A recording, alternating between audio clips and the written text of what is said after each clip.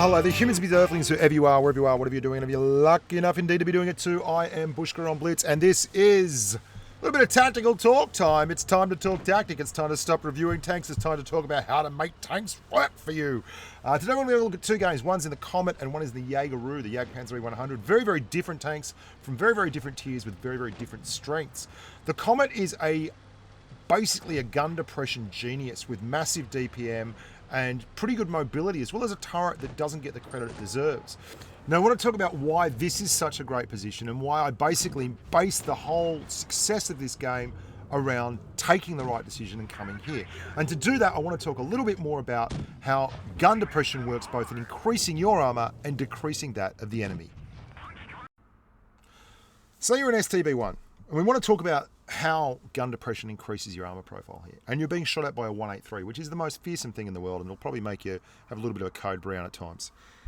All the 183 can see is your turret. Look at the sides of the turret. Even with effective armor of like 288 and stuff, there are still parts of that turret which are completely pennable. Fair enough. 183 is a very fearsome tank. As you use gun depression and work a ridge line, those parts become less pennable. And it's not because the armor gets thicker. What generally happens, although sometimes this isn't the case, sometimes it isn't always enough. You might get an overmatch or whatever, but those areas become auto bounce zones. Now, what's an auto bounce zone? Anything over 69 degrees in the game will automatically bounce. That's the theory, right? It doesn't. Sometimes it seems a bit buggy and it doesn't work. So when you are going up on top of a hill, you turn these areas into auto bounce zones, or very, very difficult to pen areas. You can see as armor goes up, the thickness changes, the effective thickness.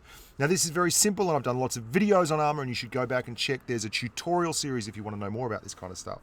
So that's how armor increases, and you say, that's brilliant, excellent, makes a lot of sense. But how does armor decrease if you're using your gun depression correctly? Well, let's swap these things around, and instead of that tank there, we'll have a look at probably the most fearsome heavy tank at tier 10 in terms of frustrating armor profile, the IS-7.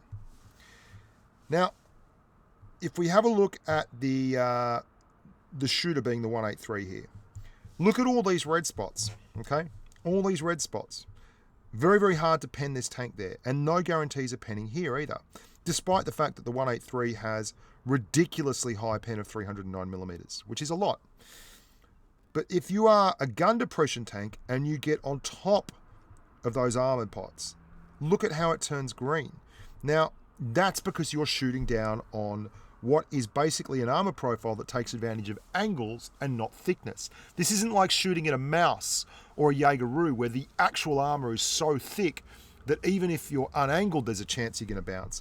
This is where the angle is causing you to bounce. Look, that's 328mm needed to pen. If you flatten it out, it turns into 223. So when I go up on top of a ridge with a Comet, I am both increasing my own armor and decreasing theirs. Well, thank you, Headmaster Bushka, for your very dry and superbly unentertaining diatribe there about gun depression. It's not like you don't talk about that often enough, but I'm a bit of a gun depression fiend. So I put my tank in the right place.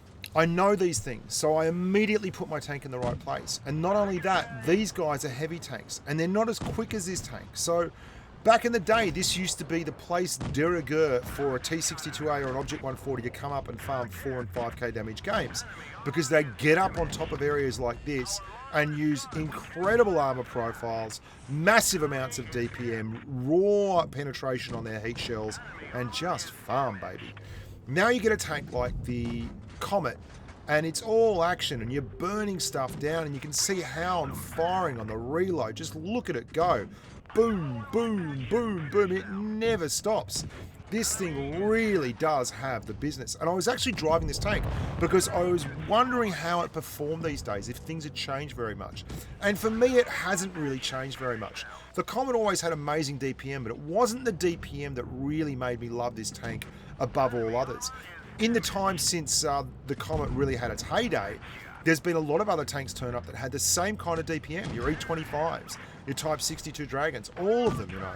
But what they don't have that the Comet has is 12 degrees of gun depression, which gives you the ability to take advantage of some pretty crazy situations. So that's going to the right spot on the map. It seems fairly obvious when you hear me talk about things in that manner with the gun depression, all that kind of thing. And it is fairly obvious to me anyway. And from that, we had a lovely game numbers-wise. 3,500 damage, mastery badge, high caliber, all that really, really good. And we did it from the front line. Excellent. But it was also kind of... It was a very easy game. You know what I mean? This next game, it's not a particularly hard game, but I thought I'd include it here because I want people to start realizing that sometimes you have to play a little bit from the back, and it's not always a selfish thing. There's only one real heavy on our team. It's an IS-7. The rest of the game is dominated by medium tanks. We've got 4 mediums and 1 TD myself. They've got 2 mediums and 3 TDs. But both teams have a 57 heavy, which is more or less just a counter puncher. It's the kind of tank that comes out and drops a clip after someone's fired a shot. It is not a tank that holds a heavy line.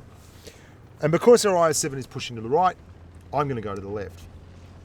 Rather than go hunting damage and just rolling out on the flank with everyone else, I'm going to pin down this right-hand side. So if anyone comes across the top line here where that WZ-120 is, I've got a HE shell loaded and ready so that they're going to get hammered with HE or at least splashed. The T-30 tries to make it up there, but there's not a good angle from that position there. He can't really successfully dog anyone from the other side. Right about now, I've also noticed that the second part of this position is to pin down this right-hand side, and there is indeed someone up there that's going to need pinning down. Right around the cap circle, there is a T-62A, there is an AMX 5120, and there is also a Type 57 Heavy that I can tell hasn't been spotted yet on the map. I'm going to push down here, again load up HE, and let them see me. I'm going to let them see me. I know this sounds a little bit counterintuitive. I'm not particularly worried about the damage. I was hoping to splash him or do something, but I want to just make sure that they know that I'm here. I don't want this IS-7 getting pushed on hard. I angle back up to the SU, and here comes the 57 Heavy. And this is exactly what I talk about when I say taking the right position. That 57 Heavy is screwed. He has just been absolutely shredded. We have stopped and pinned this right-hand flank. I'm going to push around here to make sure he has to leave the respawn area, and then either the medium or the IS-7 will clean him up when he's on the way back through there, which is exactly what happens. And then as this 62A crests, or crosses, not crests, crossing, not cresting, I spank him. That for me is so much of a team play. None of that was about farming damage. All of that was about making sure that our flank was protected. And I was completely happy with my role in the battle and the outcome of the battle. I feel like I had a massive amount to do with it. And I'm still just pinning here on the right. There's only 4 tanks left. They're all spotted. So now it's more or less just going in and it's gravy time. And we get a few bits of damage and get whatever we deserve and whatever we can farm out. But the fact of the matter is there was 3 tanks on the right of this fight, and absolutely none of them got to come through scot-free. And the joy of having a tank like the Jaegeru is that it's intimidating as all hell. No one wants to push on a Jaegeru and have to fight it and face hug it, because it pens everything and it's absolutely brutal in terms of DPM. It's still got over 3,000 DPM while throwing out shells the size of a small Volkswagen.